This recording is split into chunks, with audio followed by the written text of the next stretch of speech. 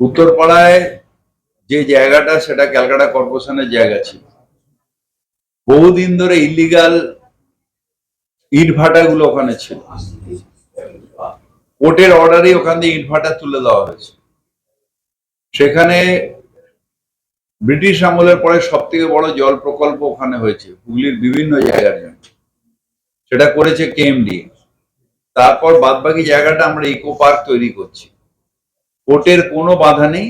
আবার কিছু লোক তারা আবার কোর্টে গেছে, কিন্তু কোনো ইনজাংশন নেই, তাই আমরা এখন ওখানে ল্যান্ড ফিলিং করছি। পার্মানেন্ট সলিউশন কাজ দিয়ে ইঁদুরকে আর কিভাবে সলিউশন? এটা সারা ভারতবর্ষে। আমার মেয়ে নিউ ইয়র্ক থেকে এসে বললো মেট্রো স্টেশনে ইঁদুর দৌড়ে বেড়ায়। মেট্রো স্টেশন ইউনিট বলে অ্যাটলিস্ট আমাদের মেট্রো স্টেশন ইউনিট দৌড়ে, মানে নিউ ইয়র্কে মেট্রো স্টেশন, ওটাকে আন্ডারগ্রাউন্ড বলে, টিউবের ভেতরে মেট্রো দৌড়ে বেড়াচ্ছে ইঁদুর।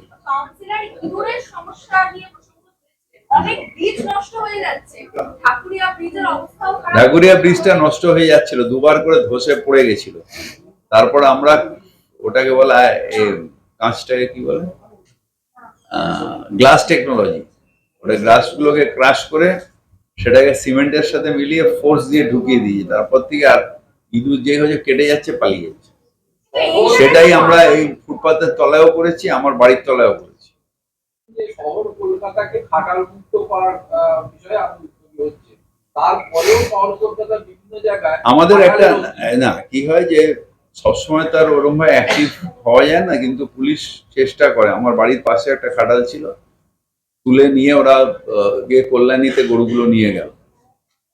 তো এটা খবর পেলে যারা যে পাড়ার, তারা একটা মাস পিটিশন দিলে, এটা ক্যাটেল ডিভিশন আছে লালবাজারে, তারা তুলে নিয়ে কল্যাণীতে রেখে দেবে। তারপর যারা ওনার তারা গেলে ওখান থেকে দিয়ে দেবে।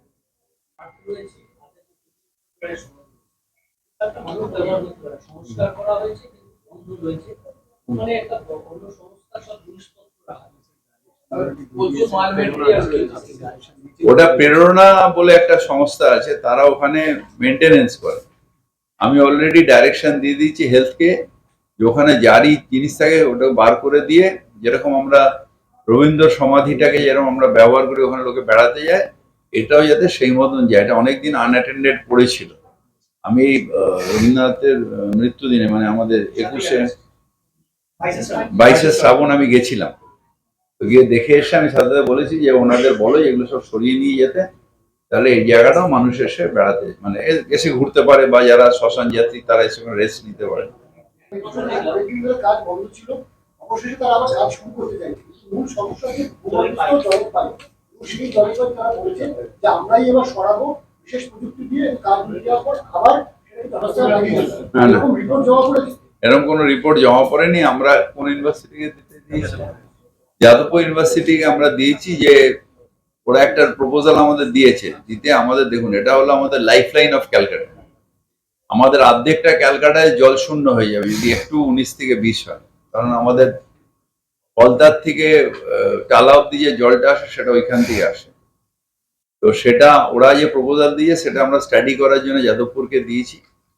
ওরা যেটা বলেছে সেটা হচ্ছে যে বিফোর কনস্ট্রাকশন ওরা যেটা আমাদের বড় বড় পাইপ আছে সেটাকে দুটো ভাগে ভাগ করে ওই টানেলের তলা দিয়ে আগে ওরা পেতে দেবে, জলটা আসবে, তারপরে ওরা হাফ দেবে কাজে। তো সেটা কতটা ওই জলটা আসবে, ওটা টেকনিক্যালিটি কি আছে না আছে, সেটা যাদবপুর ইউনিভার্সিটিকে স্টাডি করতে দিই। যাদবপুর ইউনিভার্সিটি যতক্ষণে রিপোর্ট দিচ্ছে আমি কিছু বলতে পারবো না।